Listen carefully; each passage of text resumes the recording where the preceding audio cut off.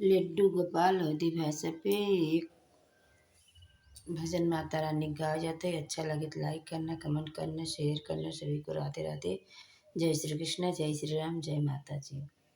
आप सभी से हाथ जोड़ के निवेदन करती हूँ और आप सभी लोग लाइक करना, कमेंट करना। जय माता जी, जय माता जी बोल देना। मेरे वीडियो पे लाइक करना। लड्डू गोपाल अवधि भाषा पे। बम्बई के बम्बा देवी, कलकत्ता के काली माई के बढ़िया कोलना, माई के बढ़िया कोलना। आइले बाटी राउर दुअरिया, राउ दर्शनवा दे देना।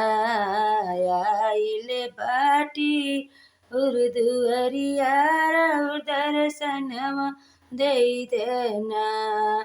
बम्बई के बम्बा देवी, कलकत्ता के काली माई, रजिया सुनिल नाई।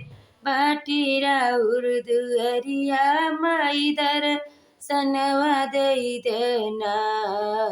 आइल बाटी दुअरिया, माई नयनवा खोलना, माई के बढ़िया खोलना।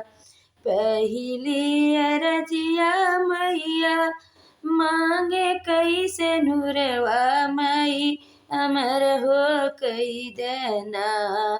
माई अमर हो कई देना। हमरे मांगे के सिंदूर व माई, अमर हो कई देना। हमरे मांगे के सिंदूर व माई, अमर हो कई देना।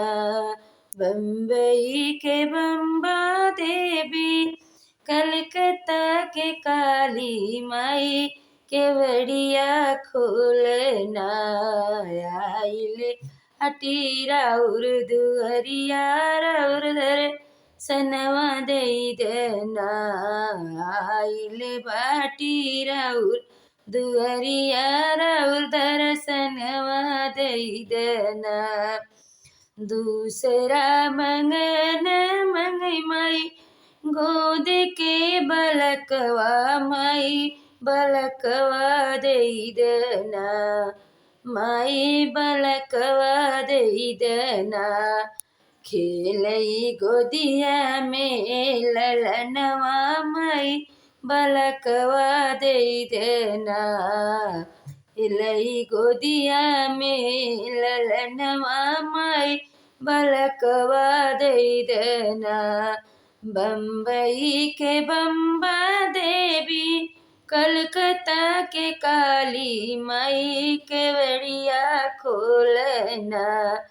आइले बाटी राउर दुअरिया, माई दर्शनवा दे देना। आइले बाटी राउर दुअरिया, माई दर्शनवा दे देना। आइल बाटी राउर दुअरिया, माई दर्शनवा दे देना। तीसरी अरजिया मैया, सुनिला तू हमरी, राउर दर्शनवा दे देना। दे धन दौलतिया माई, नयनवा खोलना। दे और दर्शनवा माई, नयनवा खोलना। बम्बई के बम्बा देवी, कलकत्ता के काली माई, नयनवा खोलना। माई के बढ़िया खोलना।